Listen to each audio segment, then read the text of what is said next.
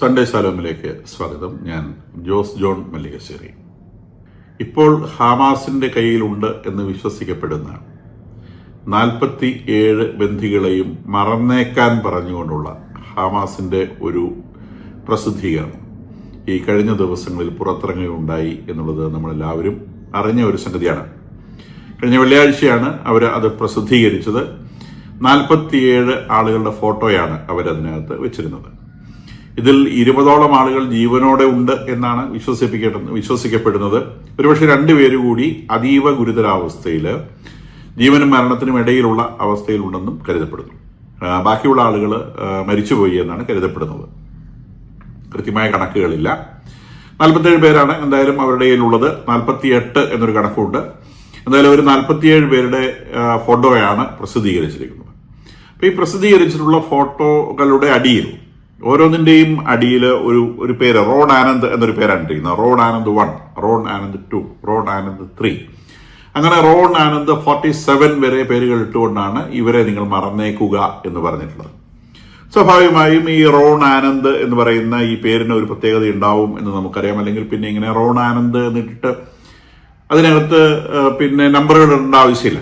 പറഞ്ഞിട്ടുള്ളത് ഈ ആളുകളെ നിങ്ങൾ മറന്നു കളഞ്ഞേക്കുക, ഇവരെ നിങ്ങൾക്ക് ജീവനോടെയോ മരിച്ചിട്ടോ ലഭിക്കാൻ പോകുന്നില്ല എന്നാണ് അതിൽ എഴുതി ചേർത്തിട്ടുള്ളത്. ഒരുപക്ഷെ ഇനി ഇവര് ഈ ജീവനോടുള്ള ആളുകളുടെ കഴുത്തറക്കുന്ന വീഡിയോ പോലും ഇവര് മിക്കവാറും പബ്ലിഷ് ചെയ്തേക്കാം. കാരണം പൊതുവെ ഇസ്ലാമിക ടെററിസ്റ്റുകളുടെ ഒരു രീതിയാണ് കത്തോലിക്കരുടെയോ അല്ലെങ്കിൽ അവർക്ക് ഇഷ്ടമില്ലാത്ത ആളുകളുടെയോ ഒക്കെ പിടിച്ചെടുത്തു കഴിഞ്ഞാൽ അവരെ കഴുത്തറുത്ത് കൊല്ലുന്നതോ അല്ലെങ്കിൽ പിടിച്ചു നിർത്തിയിട്ട് വെടിവെച്ച് കൊല്ലുന്നതോ ഒക്കെ ആയിട്ടുള്ള വീഡിയോകൾ എടുക്കുകയും അത് ലോകത്തെമ്പാടും പ്രസിദ്ധീകരിക്കുകയും ചെയ്യുക എന്നുള്ളത് ഇസ്ലാമിക് ടെററിസ്റ്റുകളുടെ ലോകത്തെമ്പാടുമുള്ള സ്വഭാവ രീതികളുടെ ഭാഗമാണ്. അത് ഹമാസ് ആയിക്കൊള്ളട്ടെ, ബോക്കോ ഹറാം ആയിക്കൊള്ളട്ടെ, ലോകത്തിലെ ഏത് തരത്തിൽപ്പെടുന്ന ഇസ്ലാമിക ഭീകര സംഘടനകളാണെങ്കിലും ഇതിന്റെ എല്ലാം ഒരേ സ്വഭാവമാണ്. ആ ഒരേ സ്വഭാവമുള്ള ആളുകൾ ഒരേ രീതിയിലാണ് അവർ പെരുമാറുക. കയ്യിൽ കിട്ടിയ ആളുകളെ യാതൊരു ദാക്ഷിണ്യവുമില്ലാതെ കഴുത്തറത്ത് കൊന്നുകളയുക. ഒരു ആക്ഷൻ ഇടയിലൂടെ മരിക്കുന്നത് പോലെയല്ല കയ്യിൽ കിട്ടിയ ഒരാളെ കഴുത്തറത്ത് കൊന്നുകളയുക എന്ന് പറയുന്നത്. യുദ്ധത്തിനിടയിൽ ആളുകൾ മരിക്കുന്നത് വേറൊരു രീതിയിലാണ്, അല്ലെങ്കിൽ വേറൊരു കാരണമാണ്. ഇത് കയ്യിൽ കിട്ടിയ നിരാലംബരായ മനുഷ്യരെ, നിരായുധരായ മനുഷ്യരെ കൈ പിന്നിൽ കെട്ടി ആടിനെയോ പശുവിനെയോ ഒക്കെ അറക്കുന്ന പോലെ, കോഴിയെ അറക്കുന്ന പോലെ കഴുത്തറത്ത് അത് കണ്ട് അല്ലാഹു അക്ബർ വിളിച്ച് ആഘോഷിക്കുന്ന ഭീകരന്മാരുടെ എത്രയോ വീഡിയോ ചിത്രങ്ങൾ നമ്മൾ കണ്ടിരിക്കുന്നു. ഒരു പക്ഷേ ഇതും അതുപോലെ പുറത്തുവിട്ടേക്കാം. അപ്പൊ നമ്മൾ പറഞ്ഞു വന്നത് ഈ റോൺ ആനന്ദ് എന്ന് പറയുന്ന ഈ ഇദ്ദേഹത്തിന്റെ പ്രത്യേകത എന്താണ്? ഇദ്ദേഹം 1986 ലെബനോണിൽ PLOയ്ക്കെതിരെയുള്ള ആക്ഷനിൽ മിസ്സായ ഒരു എയർഫോഴ്സ് വെപ്പൺ സിസ്റ്റം ഓഫീസറാണ്. ഇദ്ദേഹവും പൈലറ്റും കൂടി ഒരു F4 ഫാൻഡം 2 എന്ന് പറയുന്ന F സീരീസ് വിമാനങ്ങൾ, ഇപ്പൊ F-35 ഒക്കെയാണ് F സീരീസ് വിമാനങ്ങൾ പുറത്തിറങ്ങുന്ന വിമാനം. അന്നത്തെ മോഡേൺ വിമാനമായിട്ടുള്ള F4 ഫാൻഡം എന്നായിരുന്നു അതിന്റെ പേര്. F4 ഫാൻഡം വിമാനത്തില് ഇവര് പിന്നെ ബോംബുകൾ PLO ഫോഴ്സുകൾക്കെതിരെ, ലെബനോണിൽ ഉണ്ടായിരുന്ന PLO ഫോഴ്സുകൾക്കെതിരെ, പാലസ്റ്റൈൻ ലിബറേഷൻ ഓർഗനൈസേഷന്റെ ഫോഴ്സുകൾക്കെതിരെ ബോംബുകൾ ഡ്രോപ്പ് ചെയ്യുന്നതിനിടയിൽ ഒരു ബോംബ് പ്രീമേച്യൂർ ആയിട്ട് എക്സ്പ്ലോഡ് ചെയ്തു. അതായത് വിമാനത്തിൽ താഴേക്ക് ഇട്ടു. അത് പൊട്ടേണ്ട ഒരു ഡിസ്റ്റൻസ് ഉണ്ട്. നിലത്ത് നിന്ന് ഒരു ഡിഫറെന്റ് ഹൈറ്റിലാണ് അത് പൊട്ടേണ്ടത്. പക്ഷെ അത് പൊട്ടേണ്ട ഹൈറ്റിന് മുൻപ് തന്നെ വിമാനത്തിൽ നിന്ന് പുറത്തേക്ക് ഇട്ട ഉടനെ അത് പൊട്ടുകയും വിമാനത്തിന് കേടുപാട് സംഭവിക്കുകയും ചെയ്തു. അപ്പൊ അതോടെ വിമാനം വീഴുമെന്ന സാഹചര്യം വന്നപ്പോൾ ഈ പൈലറ്റിനും എയർഫോഴ്സ് വെപ്പൺ സിസ്റ്റം ഓഫീസറായിട്ടുള്ള റോൺ ആനന്ദിനും വിമാനത്തിൽ നിന്ന് ഇജക്ട് ചെയ്ത് രക്ഷപ്പെടേണ്ടി വന്നു. നിങ്ങളുടെ സിസ്റ്റം ഉള്ളത് നിങ്ങൾക്ക് അറിയാമെന്ന് ഞാൻ വിചാരിക്കുന്നു. വിമാനത്തിൽ നിന്ന് പൈലറ്റ് സീറ്റും 1-2 പേരാണ് ഒരു വിമാനത്തിൽ ഉണ്ടാവുക. ഇത്തരം വിമാനങ്ങൾ, ഫൈറ്റർ ജെറ്റുകൾ ഉണ്ടാവുക. പലതിലും ഒന്നേ ഉണ്ടാവൂ. ഇതിൽ 2 പേരുള്ളതാണ്. അപ്പം 2 പേര് സീരിയസ് ആയിട്ടാണ് ഇരിക്കുക. അപ്പൊ അതിന്റെ മുകളിൽ ഒരു ഗ്ലാസിന്റെ പോലത്തെ ഒരു കവർ ഉണ്ടാവും. ഒരു എമർജൻസി സിറ്റുവേഷൻ വന്നാൽ ഒരു സ്വിച്ച് അമർത്തി കഴിഞ്ഞാൽ ഈ ഗ്ലാസ് അങ്ങ് ഓപ്പൺ ആവുകയും ഈ സീറ്റ് അടക്കം പൈലറ്റും അല്ലെങ്കിൽ മനുഷ്യർ പുറത്തേക്ക് തെറിച്ചു പോവുകയും ചെയ്യും. പൈലറ്റും ഇവിടെ വെപ്പൺ സിസ്റ്റം ഓഫീസറാണ് പുറത്തേക്ക് തെറിച്ചു പോകുന്നത്. അവര് പാരച്യൂട്ടിൽ ലാൻഡ് ചെയ്യും. അപ്പൊ ഓർക്കണം, ബോംബ് താഴേക്ക് ഇട്ടുകൊണ്ടിരിക്കുന്ന സ്ഥലത്താണ് ഇവർ വന്ന് വീഴുന്നത്. അപ്പൊ ബോംബ് ഇവിടെ ഇടുന്നത് അത് ശത്രുക്കളുടെ നടുക്കായിടുന്നത്. അപ്പൊ സ്വാഭാവികമായിട്ട് ഇവർ വന്ന് വീഴുന്നത് ഈ പറയുന്ന ശത്രുക്കളുടെ നടുക്കാണ്. പാലസ്റ്റൈൻ ലിബറേഷൻ ഓർഗനൈസേഷന്റെ പട്ടാളക്കാരുള്ള ഏരിയയിലാണ് ഇവർ വന്ന് വീഴുന്നത്. എന്നിട്ട് പോലും ഇതിനകത്തുണ്ടായിരുന്ന അവിറാം എന്ന് പറയുന്ന പൈലറ്റിനെ ലൊക്കേറ്റ് ചെയ്യുവാൻ ബെൽ H-1 കോബ്ര എന്ന് പറയുന്ന ഹെലികോപ്റ്റർ ഉപയോഗിച്ച് ഇസ്രായേലിന് സാധിക്കുകയും ഇസ്രായേൽ സേനയ്ക്ക് സാധിക്കുകയും ആ എനിമി സേനയുടെ ബുള്ളറ്റുകളുടെ ഇടയിൽ നിന്ന് ഈ പറയുന്ന പൈലറ്റിനെ, അവിറാം എന്ന് പറയുന്ന പൈലറ്റിനെ അവർക്ക് രക്ഷിക്കാൻ സാധിക്കുകയും ചെയ്തു. അപ്പൊ വിമാനത്തിലുണ്ടായിരുന്ന അവിറാമും റോൺ ആനന്ദുമായിരുന്നു. ഈ അവിറാമിനെ ഇവർക്ക് ഇസ്രായേൽ സേനയ്ക്ക് ലൊക്കേറ്റ് ചെയ്യാൻ കഴിയുകയും ഈ PLO ശത്രു സേനയുടെ നടുവിൽ നിന്ന് ഇവർക്ക് ഈ അബ്രാമിനെ പൊന്തിച്ചെടുത്ത് ബുള്ളറ്റുകൾക്കിടയിലൂടെയാണ്, വെടിവെപ്പിനിടയിലൂടെ അവർക്ക് രക്ഷപ്പെടുത്തി കൊണ്ടുവരാൻ സാധിച്ചു. പക്ഷെ നിർഭാഗ്യവശാല് ഈ റോൺ ആനന്ദിനെ ഇവര് പിടികൂടി. റോൺ ആനന്ദിനെ പിടികൂടി. അന്ന് വാസ്തവത്തിൽ PLOയുടെ കയ്യിലല്ല അവരെ കിട്ടിയത്. PLOയെ ഒപ്പോസ് ചെയ്തിരുന്ന ഒരു അറബ് ഗ്രൂപ്പ് ഉണ്ടായിരുന്നു. ആ അറബ് ഗ്രൂപ്പിന്റെ പേര് അമൽ എന്നാണ്. അമൽ എന്ന് പറയുന്നത് അത് ഷിയാക്കളുടെ ഒരു ഗ്രൂപ്പാണ്. ഷിയാക്കളുടെ ഗ്രൂപ്പ് അന്ന് ലെബനോണിൽ PLOയ്ക്കെതിരെ പൊരുന്നതാണ്. അപ്പൊ PLOയും നമുക്കറിയാവുന്നതുപോലെ ഈ പാലസ്തീനികൾ ആദ്യം ഇസ്രായേലുമായിട്ടുള്ള 67 വാറിന് മുമ്പ് തന്നെ, അല്ലെങ്കിൽ 48 വാറിന് ശേഷം പാലസ്തീനികൾ ആദ്യം കോൺസെൻട്രേറ്റ് ചെയ്തത് ജോർദാനിലാണ്. ജോർദാനിൽ കോൺസെൻട്രേറ്റ് ചെയ്തിട്ടാണ് ഇസ്രായേലിനെതിരെ ഓപ്പറേറ്റ് ചെയ്തിരുന്നത്. പക്ഷെ അവർ കുറച്ച് കഴിയുമ്പോൾ ജോർദാൻ രാജാവിനെതിരെ തന്നെ റിബലിയൻ സംഘടിപ്പിക്കുകയും അങ്ങനെ ജോർദാനിൽ നിന്ന് പാലസ്തീനികളെ ചവിട്ടി പുറത്താക്കുകയും ചെയ്തു. അങ്ങനെ ചവിട്ടി പുറത്താക്കിയ സാഹചര്യത്തിൽ പാലസ്തീനികളെ രണ്ട് കൈയും നീട്ടി സ്വീകരിച്ചത് ലെബനോണാണ്. ആ ലെബനോൺ അത് ക്രിസ്ത്യാനികളുടെ രാജ്യമായിരുന്നു. ആ ക്രിസ്ത്യാനികളുടെ രാജ്യത്തുള്ള ക്രിസ്ത്യാനികളെ മുഴുവൻ ഉന്മൂലനം ചെയ്ത് അവിടെ മുസ്ലിം അധീശത്വം സ്ഥാപിക്കുകയും പിന്നീട് മുസ്ലിം ഗ്രൂപ്പുകൾ തമ്മിൽ അവിടെ അടിയുണ്ടാവുകയും സിവിൽ വാർ സംഘടിപ്പിക്കുകയും ചെയ്തത് 1980s ഒരു പകുതി കഴിഞ്ഞ ശേഷം അവരുടെ സിവിൽ വാർ തുടങ്ങിയിട്ടുണ്ട്. അപ്പൊ അതിനിടയിലൂടെ ഈ പാലസ്റ്റീൻ ലിബറേഷൻ ഓർഗനൈസേഷൻ എന്ന് പറയുന്ന സാധനം അവിടെ നിന്നുകൊണ്ട് ഇസ്രായേലിനോട് ഫൈറ്റ് ചെയ്യുന്നുണ്ട്. ഇസ്രായേൽ തിരിച്ച് ഫൈറ്റ് ചെയ്യുന്നുണ്ട്. ലെബനോണിലുള്ള വിവിധ മുസ്ലിം ഗ്രൂപ്പുകൾ അധികാരം പിടിച്ചെടുക്കാൻ വേണ്ടി മത്സരിക്കുന്നുണ്ട്. അതിനകത്ത് പെടുന്ന ഒരു തീവ്രവാദി ഗ്രൂപ്പാണ് അമൽ എന്ന് പറയുന്നത്. ഈ അമൽ എന്ന് പറയുന്ന ഗ്രൂപ്പിന്റെ കയ്യിലാണ് വാസ്തവത്തിൽ റോൺ ആനന്ദിനെ ആദ്യം കിട്ടിയത്. അപ്പൊ ഈ അമൽ എന്ന് പറയുന്ന ഗ്രൂപ്പ് ഇദ്ദേഹത്തെ വെച്ചുകൊണ്ട് പല ബന്ധിനാടുകളും പിന്നീട് ഇസ്രായേലുമായിട്ട് നടത്തുകയുണ്ടായി. വളരെ ഹ്യൂജ് ആയിട്ടുള്ള എമൗണ്ട് ചോദിക്കുകയും ഇസ്രായേലിന്റെ പിടിയിലുള്ള അവരുടെ ആളുകളെ തടവുകാരെ തിരിച്ചു ചോദിക്കുകയും ഭൂമി തിരിച്ചു ചോദിക്കുകയും ഒരുപാട് തരത്തിലുള്ള ഇവര് നെഗോസിയേഷൻ നടത്തി. പക്ഷേ ഈ നെഗോസിയേഷൻ സക്സസ്ഫുൾ ആവുന്നതിന് മുമ്പ് തന്നെ ഇവർ ആ നെഗോസിയേഷൻ നിർത്തി. എന്തുകൊണ്ടാണെന്ന് ആദ്യം ഇവർക്ക് മനസ്സിലായില്ല, ഇസ്രായേലിന് മനസ്സിലായില്ല. പക്ഷെ എന്താ സംഭവിച്ചെന്ന് ചോദിച്ചാല് ഇവരുടെ നേതാവായിട്ടുള്ള ഈ മുസ്തഫ ദിരാനി എന്ന് പറയുന്ന ഒരു ലീഡർ, ഈ അമൽ എന്ന് പറയുന്ന ടെററിസ്റ്റ് ഗ്രൂപ്പിന്റെ ലീഡറായിട്ടുള്ള മുസ്തഫ ദിരാനി എന്ന് പറയുന്ന ഇയാള് ഹിസ്ബുള്ള അപ്പോഴും അവിടെ ആക്റ്റീവാണ്. ഹിസ്ബുള്ളയിലേക്ക് ഇദ്ദേഹം ഡിഫക്ട് ചെയ്തു. അപ്പൊ ഹിസ്ബുള്ള അവര് അന്ന് ചെയ്തുകൊണ്ടിരുന്നത് ലെബനീസ് മുസ്ലിം ആർമീനെ കൊണ്ട് ലെബനോൺ പിടിപ്പിക്കാൻ വേണ്ടി ശ്രമിക്കുകയായിരുന്നു. അപ്പൊ അതില് ഈ മുസ്തഫ ദിരാനി എന്ന് പറയുന്ന ആള് അമൽ എന്ന് പറയുന്ന ടെറർ ഗ്രൂപ്പിൽ നിന്ന് ഡിഫക്ട് ചെയ്ത് അല്ലെങ്കിൽ കാലുമാറി ഇയാൾ ഹിസ്ബുള്ളയിൽ പോയിട്ട് ചേർന്നു. അപ്പം ഹിസ്ബുള്ളയിൽ ചേരുന്ന സമയത്ത് ഒരു റാൻസം സാധനമായിട്ട് ഇയാൾ ഈ റോൺ ആനന്ദിനെ കൂടെ ഇയാളുടെ കൂടെ കൊണ്ടുപോയി. ഇയാളുടെ നേതാവ് ഇയാളുടെ കസ്റ്റഡിയിലായിരുന്നു ഈ റോൺ ആനന്ദ് ഉണ്ടായിരുന്നു. റോൺ ആനന്ദിനെ ഇദ്ദേഹം കൊണ്ടുപോയി. അപ്പം അവിടെ അദ്ദേഹത്തിന് പിന്നെ ഹിസ്ബുള്ളയുടെ കയ്യിൽ നിന്ന് ഒരുപാട് കാര്യങ്ങൾ, പണവും മറ്റു സ്വർഗത്തിൽ കിട്ടുന്ന കുറെ ഐറ്റംസ് ഉണ്ടല്ലോ, അങ്ങനെ സാധനങ്ങൾ കൊടുത്തിട്ടാണ് ഹിസ്ബുള്ള ഇദ്ദേഹത്തെ അങ്ങോട്ട് കൊണ്ടുപോയത്. അപ്പൊ അങ്ങനെ കൊണ്ടുപോയിട്ട് ആ കൂട്ടത്തിൽ ഈ പറയുന്ന റോൺ ആനന്ദ് എന്ന് പറയുന്ന ഹിസ്ബുള്ളയുടെ കയ്യിലെത്തി. പിന്നീട് ഹിസ്ബുള്ള ഈ റോൺ ആനന്ദിനെ വെച്ചുകൊണ്ട് ഇസ്രായേലുമായിട്ട് വിലപേശാൻ തുടങ്ങിയത്. കുറച്ച് കഴിഞ്ഞപ്പോൾ ഹിസ്ബുള്ളയും ഈ വിലപേശൽ നിർത്തി. എന്താ സംഭവിച്ചതെന്ന് ചോദിച്ചാല് ഈ ഒരു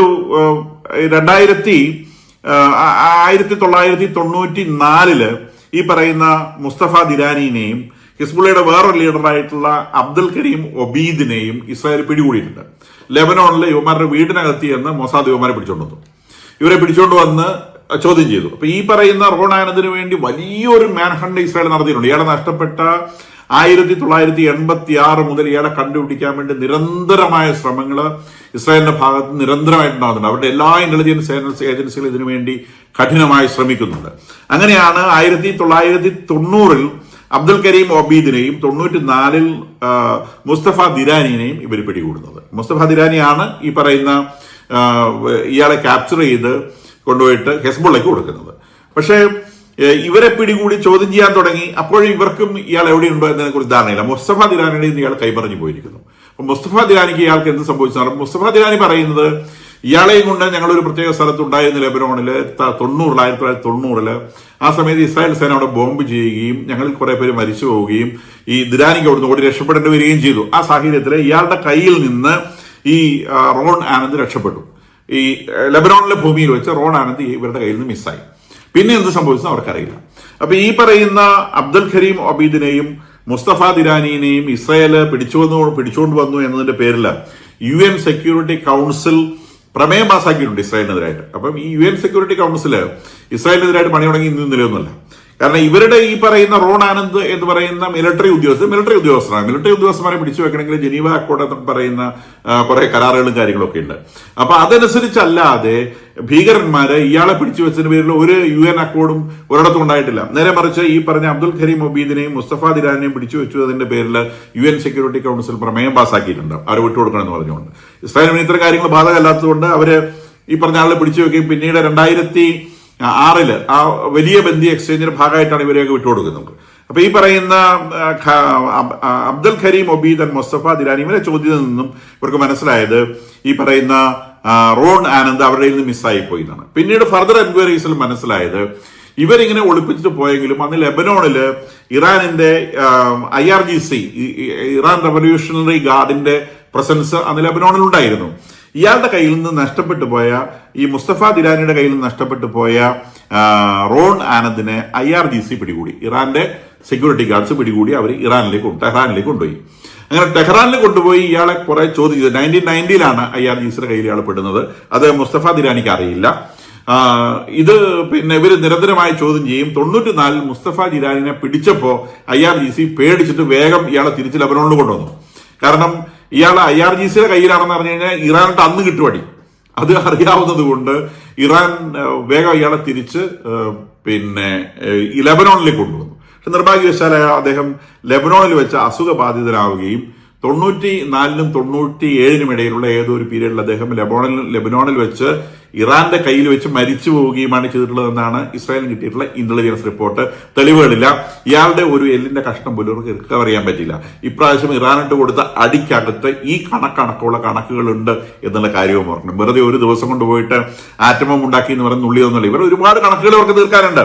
അപ്പൊ പണ്ട് മുതലേ ചെയ്തു വെച്ച കാര്യങ്ങൾക്കുള്ളതാണ് ഓരോ ദിവസവും കിട്ടുന്ന അടി. അപ്പൊ ഇവരിവിടെ ഈ റോൺ ആനന്ദിന്റെ പേര് കൊണ്ട് ഈ 47 ബന്ദികളെയും അഡ്രസ് ചെയ്യുമ്പോൾ ഇവിടെ ഇവിടെ ഹമാസ് പറയാൻ ഉദ്ദേശിക്കുന്നത് ഇയാള് മാഞ്ഞു പോയതുപോലെ, റോൺ ആനന്ദ് മാഞ്ഞു പോയതുപോലെ ഒരു സെല്ലിന്റെ കഷ്ണം പോലും നിങ്ങൾക്ക് തിരിച്ചു കിട്ടാൻ പറ്റാത്ത വിധത്തിൽ ഈ 47 ബന്ദികളും ഡിസപ്പിയർ ചെയ്യും, ഞങ്ങൾ കഴുത്തിറത്ത് കൊല്ലും, നിങ്ങൾക്ക് കിട്ടാനില്ലാത്ത വിധമാക്കിക്കളയും എന്നാണ് ഇവര് ഇവിടെ പ്രഖ്യാപിച്ചിട്ടുള്ളത്. അപ്പൊ ഇത് ഇസ്രായേലിന്റെ സ്വഭാവത്തിന് അത് കേട്ട് ഭയപ്പെടുകയാണെന്നും അവരതൊരു വെല്ലുവിളിയാക്കി എടുക്കുമെന്നും സ്വാഭാവികമായും ഗാസ സിറ്റിക്കെതിരെയുള്ള അവരുടെ പ്രതികരണത്തിൽ അത് കാണാൻ സാധിക്കുമെന്നാണ് നമുക്ക് മനസ്സിലാക്കേണ്ടത്.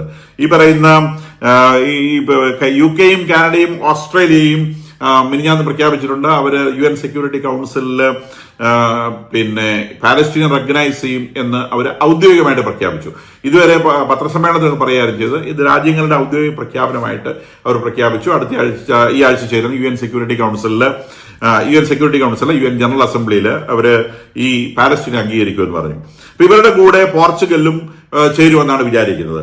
ഇനി ചേരുമെന്ന് വിചാരിക്കുന്ന രാജ്യങ്ങളുടെ കൂട്ടത്തിൽ പോർച്ചുഗൽ ഉണ്ട്, ബെൽജിയം ഉണ്ട്, ഫ്രാൻസ് ഉണ്ട്, ലക്സംബർഗ് ഉണ്ട്, മാൾട്ടയുണ്ട്. ഒരു പക്ഷേ ന്യൂസിലാൻഡും ലെച്ചസ്റ്റീനും കൂടെ ചേർന്ന് 10 രാജ്യങ്ങൾ പാലസ്തീനെ അംഗീകരിക്കാനാണ് സാധ്യത. അപ്പൊ US ഇതിനെ വിളിക്കുന്നത്, യുണൈറ്റഡ് സ്റ്റേറ്റ് പറഞ്ഞത് ഇത് വെറും നാടകമാണ് എന്നാണ് അവർ പറഞ്ഞത്. വെറും നാടകമാണ്, ഇതിനകത്ത് യാതൊരു കാര്യമില്ല. ഇവർ അംഗീകരിച്ചതുകൊണ്ടോ അംഗീകരിക്കാതിരിക്കുന്നത് കൊണ്ടോ ഇൻ ഇഫക്റ്റിൽ പാലസ്തീനുകൾക്ക് ഒരു ഗുണവും കിട്ടാൻ പോകുന്നില്ല എന്നുള്ളതാണ്. നേരെ മറിച്ച് ഇസ്രായേൽ റെസ്പോൺസ് എന്ന് പറയുന്നത് ഇത് ഹമാസിന് വളമാവുന്നു എന്നുള്ളതാണ്. നിങ്ങളുടെ ഈ പ്രവൃത്തി ഹമാസിന് വളമായിത്തീരുന്നു. 2023 ഒക്ടോബർ 7 ഹമാസ് ചെയ്ത പ്രവൃത്തി എന്താണോ ആ പ്രവൃത്തിയെ നിങ്ങൾ എൻഡോഴ്സ് ചെയ്യുകയാണ് ചെയ്തിട്ടുള്ളത്, അംഗീകരിക്കുകയാണ് ചെയ്തിട്ടുള്ളത് എന്നാണ് ഇസ്രായേലിന്റെ ഇതിന്റെ പ്രതികരണം. ഇനി ഇതിന് എന്തെങ്കിലും ഇഫക്റ്റ് ഉണ്ടോ? യാതൊരു ഇഫക്റ്റും ഇല്ല. കാരണം ഇവർ ഈ രാജ്യത്തെ അംഗീകരിച്ചാലും ഇല്ലെങ്കിലും ഇങ്ങനെ ഒരു രാജ്യം നിലവിലില്ല, പാലസ്തീൻ എന്ന് പറയുന്ന ഒരു രാജ്യം നിലവിലില്ല എന്നുള്ള കാര്യം നമുക്കറിയാം. ഇവർ ഈ രാജ്യം അംഗീകരിക്കുന്നു എന്നോട് ഉദ്ദേശിക്കുന്നത് ഇവരുടെ രാജ്യത്ത് പാലസ്തീൻ എന്ന രാജ്യത്തിന് ഡിപ്ലോമാറ്റിക് സർവീസ് തുടങ്ങാൻ സാധിക്കും, പാലസ്തീനിൽ ഡിപ്ലോമാറ്റിക് സർവീസ് ഇവർക്ക് തുടങ്ങാൻ സാധിക്കും. ഇതാണ് ഈ അംഗീകാരത്തിന് ഒന്നാമത്തെ സ്റ്റേജ്. രണ്ടാമത്തെ സ്റ്റേജ് എന്ന് പറയുന്നത് UN ജനറൽ അസംബ്ലിയിൽ പാലസ്തീൻ എന്ന് പറഞ്ഞ രാജ്യത്തിന് ഒരു സീറ്റ് കിട്ടും എന്നുള്ളതാണ്. പാലസ്തീൻ എന്ന് പറഞ്ഞ രാജ്യത്തിന് UN ജനറൽ അസംബ്ലിയിൽ സീറ്റ് കിട്ടണമെങ്കിൽ 5 വീറ്റോ പവറുള്ള രാജ്യങ്ങളുടെ അംഗീകാരം ഉണ്ടെങ്കിലേ നടക്കുള്ളൂ. അമേരിക്ക സമ്മതിക്കുകയില്ല. അതുകൊണ്ട് തന്നെ അവർക്ക് UN ജനറൽ അസംബ്ലിയിൽ ഒരു സീറ്റ് കിട്ടുന്ന പ്രശ്നം ഉദിക്കുന്നില്ല. അപ്പൊ പാലസ്തീൻ എന്ന് പറഞ്ഞ രാജ്യത്തെ യുണൈറ്റഡ് നേഷൻസ് അംഗീകരിക്കുകയില്ല. കാരണം അമേരിക്ക അതിനെ വീറ്റോ ചെയ്യും. 2, ഇനി ഡിപ്ലോമാറ്റിക് സെന്റേഴ്സ് അല്ലെങ്കിൽ ഡിപ്ലോമാറ്റിക് ഹൗസുകൾ തുടങ്ങണം എന്ന് താല്പര്യമുണ്ടെങ്കിൽ പാലസ്തീൻ അതോറിറ്റിയുടെ ഡിപ്ലോമാറ്റിക് ഹൗസുകൾ ഇപ്പോൾ ഈ പറയുന്ന രാജ്യങ്ങളിലെല്ലാം തന്നെ പ്രവർത്തിക്കുന്നുണ്ട്. നേരെ മറിച്ച് പാലസ്തീൻ അതോറിറ്റി എന്ന് പറയുന്നത് വെസ്റ്റ് ബാങ്കിലെ വളരെ ലിമിറ്റഡ് ആയിട്ടുള്ള അധികാരമുള്ള ആ ഗവൺമെന്റിനെ ആണ് പാലസ്തീൻ അതോറിറ്റി എന്ന് വിളിക്കുന്നത്. ആ ഗവൺമെന്റിന്റെ ഡിപ്ലോമാറ്റിക് ഹൗസുകളെ മിക്കവാറും രാജ്യങ്ങളുടെ അവിടെ പ്രവർത്തിക്കും. നേരെ മറിച്ച് ഇവർക്ക് പാലസ്തീനിൽ ഒരു ഡിപ്ലോമാറ്റിക് ഹൗസ് തുടങ്ങണമെങ്കിൽ ഇസ്രായേലിന്റെ അനുമതി ഇല്ലാതെ കാര്യം നടക്കില്ല. കാരണം ഈ പറഞ്ഞ വെസ്റ്റ് ബാങ്കിലോട്ടൊന്ന് കടക്കണ്ടേ? വെസ്റ്റ് ബാങ്കിലോട്ട് കടക്കണേ ഈ പറഞ്ഞ പാലസ്തീൻ റീജിയനിൽ ഒരിടത്തും എയർപോർട്ടില്ല. ഇസ്രായേലിലെ എയർപോർട്ട് ഇറങ്ങിയിട്ടോടെ അങ്ങോട്ട് പോകാൻ ഇസ്രായേൽ സമ്മതിക്കില്ല. 2, ജോർദാൻ അതിർത്തി കടന്നു പോകാൻ ജോർദാൻ അതിർത്തി നിയന്ത്രിക്കുന്നത് ഇസ്രായേലാണ്. അതുകൊണ്ട് തന്നെ അങ്ങോട്ട് കടന്നു വരാൻ സാധിക്കില്ല. ഗാസ എന്ന് പറയുന്ന പ്രദേശം പൂർണ്ണമായും ഇസ്രായേലിന്റെ കയ്യിലാണ്. അതുകൊണ്ട് ഇവർക്ക് ആർക്കും അതിനകത്തേക്ക് ഈ പറയുന്ന പലസ്തീൻ ഏരിയയിലേക്ക് ഒരു ഡിപ്ലോമാറ്റിക് മിഷനുമായി ഇസ്രായേലിന്റെ അനുവാദമില്ലാതെ പോകാൻ സാധിക്കില്ല. എന്ന് പറഞ്ഞാൽ ഇവരുടെ ഈ പ്രഖ്യാപനം കൊണ്ട് ഒരു ചേഞ്ചും ഇൻ ഇഫക്റ്റിൽ സംഭവിക്കാൻ പോകുന്നില്ല. അതുകൊണ്ടാണ് അമേരിക്ക പറഞ്ഞത് ഇത് വെറും നാടകമാണ്, ഇതുകൊണ്ട് പ്രത്യേകിച്ച് ഗുണമൊന്നും കിട്ടാനില്ല. അപ്പം ഇതിന്റെ പേരിലൊന്നും ഈ പറയുന്ന ഹമാസിനെതിരെയുള്ള ആക്ഷൻ ഇസ്രായേൽ നിർത്തിവെക്കാൻ പോകുന്നില്ല. ഇപ്പോൾ ഈ 47 ബന്ദികളുടെ പടം പ്രസിദ്ധീകരിക്കുന്നതിന് പകരം ഈ 47 ബന്ദികളെ തിരിച്ചു കൊടുത്ത് ഹമാസ് കീഴടങ്ങുകയാണെങ്കിൽ ഇന്ന് ഇസ്രായേൽ യുദ്ധം നിർത്താൻ തയ്യാറാണ് എന്ന് പലവട്ടം പ്രഖ്യാപിച്ചതാണ്. ഇവര് ഈ ബന്ദികളുടെ ഫോട്ടോ പ്രസിദ്ധീകരിക്കുകയും കൊന്നു ചാരമാക്കുമെന്ന് ഭീഷണിപ്പെടുത്തുകയും ചെയ്യുകയല്ലാതെ ഇവര് ഒരു തരത്തിലും കീഴടങ്ങാനോ ഇവർ യുദ്ധം നിർത്താനോ പോകുന്നില്ല. ഈ യുദ്ധം തുടരേണ്ടത് ഹമാസിന്റെ ആവശ്യമാണ്. ഇന്ന് ഇവിടെ അല്ലെങ്കിൽ വേറൊരു രാജ്യത്ത് പോയി അവർക്ക് പിരിവെടുത്ത് ജീവിക്കാൻ സാധിക്കണമെങ്കിൽ, ഇസ്ലാമിക് ലോകത്തിന്റെ ചെലവില് രാജാക്കന്മാരെ പോലെ ഹമാസിന് ജീവിക്കണമെങ്കിൽ ഈ പറയുന്ന ഹമാസ് എന്ന് പറയുന്ന പ്രസ്ഥാനം തുടർന്നേ പറ്റും. അതുകൊണ്ട് അവരത് നിർത്തുകയില്ല.